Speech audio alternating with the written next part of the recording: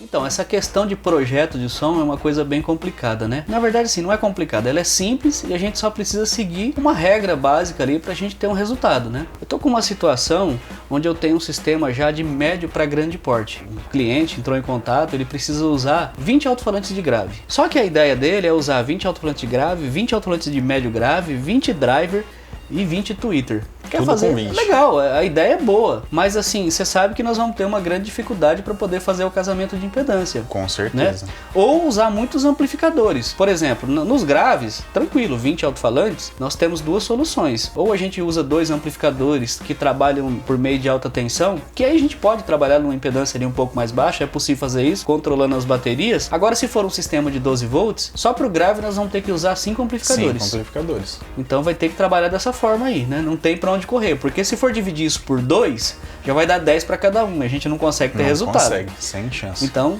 a dificuldade está aí. Os médios graves que estão do lado, imagino que nesse projeto, pelo que nós conversamos, vai ficar 10 de um lado, 10 do outro. Ali eu tenho uma situação mais difícil ainda. Como é que eu consigo conciliar 10 médio grave de um lado e 10 do outro? Pensando rapidamente, teria que usar 4 amplificadores ali, trabalhar com um amplificador para cada 5 alto-falantes. O que eu vou ter que fazer numa situação como essa? Eu tenho que usar amplificadores que entregam muita potência numa impedância mais baixa para poder chegar no resultado que aqueles alto-falantes precisam. Ou seja, eu vou investir muito mais do que aquilo que eu preciso para ter rendimento. Então, numa situação como essa, quem sabe seria interessante usar 16 alto-falantes, 8 de cada lado. Aí começa a ficar legal. Se eu tiver apenas 8 médio de cada lado, 8 médio grave, agora eu consigo fazer o casamento de impedância. Sim. Normalmente médio graves aí, eles são de impedância de 8 ohms, 8 dividido por 8 é igual a 1.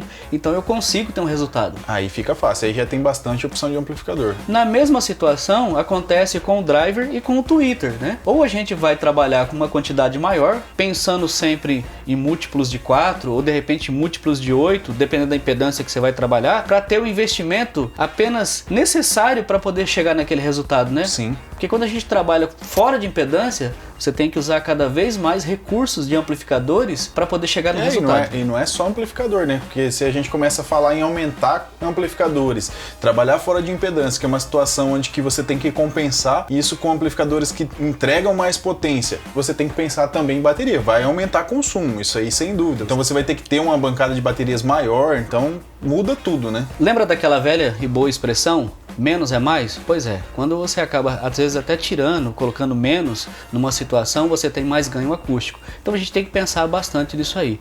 Ampliar o sistema de som é muito válido. Fazer aquele upgrade, impressionar, porque é sempre gostoso você ter um som cada vez maior ali. Com certeza. Você atingir os seus objetivos, atingir o seu sonho, mas sempre pensando na acústica. Olha que legal, se a gente pensasse sempre na hora de montar um projeto de som, primeiro na acústica e depois na estética. Sim. Nós teríamos grandes resultados para isso. Então, pensando também nessa parte de acústica, é bom escolher um modelo de alto-falante adequado para o projeto que vai entregar a sonoridade que você está buscando e também alto-falante de alta eficiência. Porque às vezes você trabalha com alto-falante de baixa eficiência e aí sim você tem que começar a compensar com quantidade. E quando você trabalha com alto-falantes mais eficientes, você consegue ter um resultado com uma quantidade reduzida. Exato. Então, qual é o seu projeto de som? O que você está buscando? Que tipo de eficiência você quer? Você quer um sistema de som gigante? A gente consegue fazer com que tenha o melhor resultado. Você quer um sistema de som pequeno, com grande impacto de som, com grande resultado acústico?